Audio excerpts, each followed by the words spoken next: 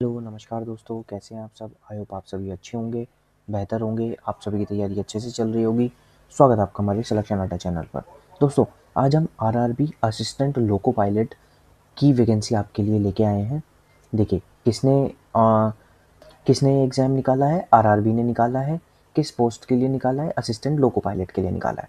Okay, total vacancy की हम बात करें तो 11,127 वैकेंसी निकाली गई हैं आपके लिए।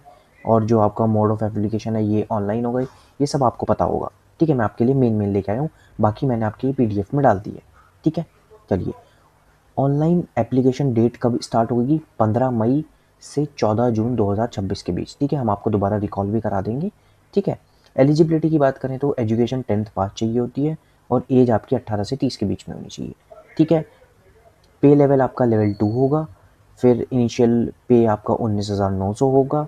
सिलेक्शन प्रोसेस आपका एक CBT 1 होगा, फिर CBT 2 होगा, फिर आपका CBAT होगा, फिर डॉक्यूमेंट वेरिफिकेशन होगा, फिर DMV होगा, वो हम आगे देखेंगे।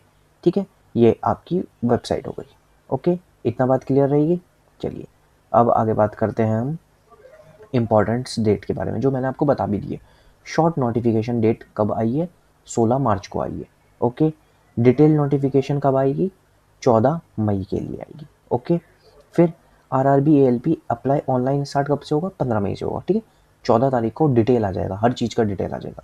Okay, last date to apply कब है आपकी? 14 जून। ओके, अब हम वैकेंसी मैंने आपको बता दी है। टोटल 11,127 वैकेंसी है और आप यहाँ से कैटेगरीज वाइज भी देख सकते हैं कि सेंट्रल रेलवे में कितनी है, ईस्टर्न रेलवे में कितनी है, नॉर्थर्न रेलवे में कितनी है, वेस्टर्न रेलवे में कितनी है। ठीक है, आप ये सब यहाँ से चेक करके देख सकते हैं। चलिए, अब हम बात करते हैं एलिजिबिलिटी क्राइटेरिया। ये भी मैंने आपको बता दिया है कि हमें 10th पास होना चाहिए। ओके, फिर एजुकेशन क्वालिफिकेशन में भी वही आपका कि आप 10th पास हो।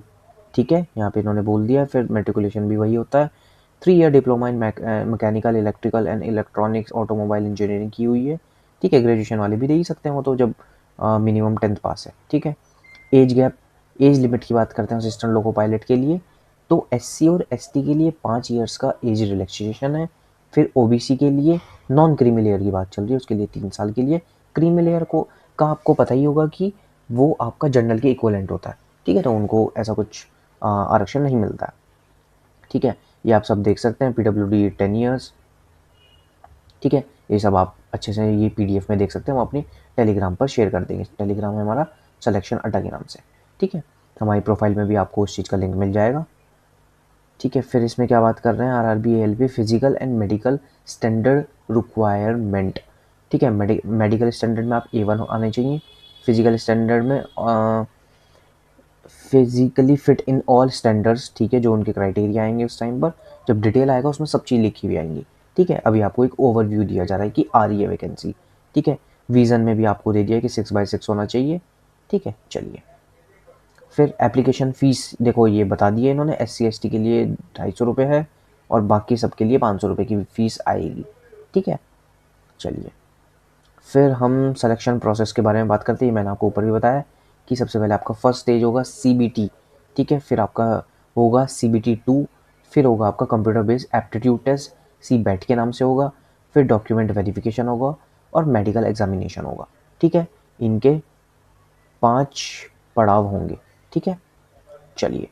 अब हम बात करते हैं RRB ALP CBT 1 exam pattern के बारे में। ठीक है, क्या कहते हैं CBT exam 1 will be conduct online mode for 75 marks. ठीक है, 75 मार्क्स का आपका एग्जाम होगा। There will be 75 question. ठीक है, एक क्वेश्चन का एक नंबर होगा। Which have to be completed in 60 minute. ठीक है, 60 मिनट के अंदर आपको 75 क्वेश्चन करने होंगे। ठीक है, जिसमें कौन कौन से सब्जेक्ट होंगे? मैथमेटिक्स होगा, जनरल इंटेलिजेंस होगा, रीजनिंग होगा, जनरल साइंस होगा, general awareness of current affair होगा। ठीक है, मार्किंग स्कीम क्या है?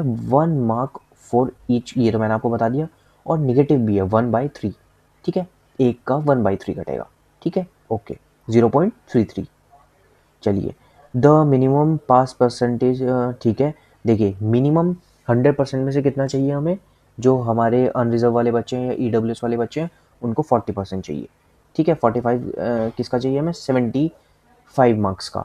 ओके, ऐसी ओबीसी को 30% चाहिए, एससी को 30% चाहिए एंड दी एसटी को 25% चाहिए। ओके, फिर जो भी यहाँ से पास होंगे उनका एक कट ऑफ लिस्ट, सॉरी पहले कट ऑफ लिस्ट आएगा, फिर उनके रोल नंबर वाइज रिजल्ट आ जाएगा। ठीक है, फिर वो CBT 2 देंगे। ठीक है, अब हम CBT 2 में देखते हैं कि एग्ज़ाम पैटर्न कैसे आता है। चलिए देखिए क्या कह रहे हैं, CBT 2 will also be conducted in online mode. ठीक है, the total time duration for the CBT 2 exam in 2 hours and 30 minutes। ठीक है, 2.5 घंटे का आपका एग्जाम होगा। There will be 2 parts of the CBT 2। ठीक है, हम देखते हैं। देखिए पार्ट 1 में क्या है, मैथमेटिक्स आएगी आपकी, जनरल इंटेलिजेंस एंड रीजनिंग आएगी और जनरल साइंस आएगी। ठीक है, टोटल नंबर ऑफ क्वेश्चन हो गए आपके 100, मार्क्स आपके 100 हो गए। 100 क्वेश्चन आपको कितने मिनट में करने हैं, 90 मिनट में करने हैं। ओके, पार्ट 2 की बात करते हैं। तो रेलेवेंट ट्रेड, ठीक है, इसमें ये एक एग्ज़ाम होगा, उसमें क्या क्या 75 क्वेश्चन होंगे, 75 मार्क्स के होंगे और 60 मिनट मिलेगी। ठीक है, टोटल आपके कितने हो गए, 175 आपके क्वेश्चंस हो गए, मार्क्स भी आपके 175 ही हो गए और 2.5 घंटे आपको इस चीज़ के मिलेंगे। ओके, इतना बात आपको समझ में आ गया। ठीक है, मार्किंग स्कीम देखते हैं। 1 मार्क्स, ठीक है, मैंने आपको बताया नेगेटिव मार्क 1/3 है। ठीक है, चलिए इतना बात आपको समझ में आ गया होगा। फिर उसके बाद मैंने आपको थर्ड स्टेज बताई है, उसमें क्या है, candidate who clear the CBT 2 and 2 exam will be called for round 3। Okay, computer based aptitude test CBET, and after that final selection list will be prepared.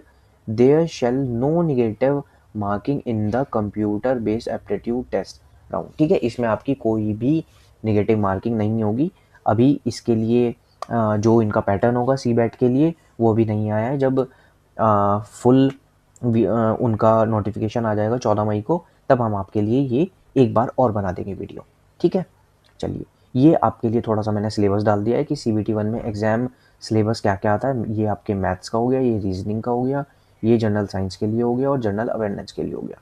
Okay, और आप अभी से पढ़ना स्टार्ट कर देंगे तो आपका ये एग्ज़ाम निकल जाएगा।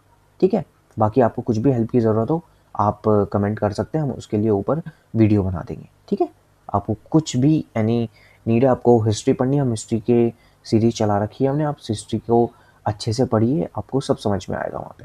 ठीक है, चलिए सैलरी का क्या है कि 19,900 से 35,000 पर मंथ आपको सैलरी मिल सकती है। ठीक है, जिसमें आपका HRA भी होगा, DA भी होगा, फिर आपका रनिंग अलाउंस भी होगा, ट्रांसपोर्ट भी होगा, न्यू पेंशन स्कीम में 10% डिडक्शन भी होगा आपका। ठीक है, बाकी मिलते हैं किसी नेक्स्ट वीडियो में। आज के लिए इतना ही, धन्यवाद। लाइक करें, कमेंट करें और सब्सक्राइब करें। Thank you.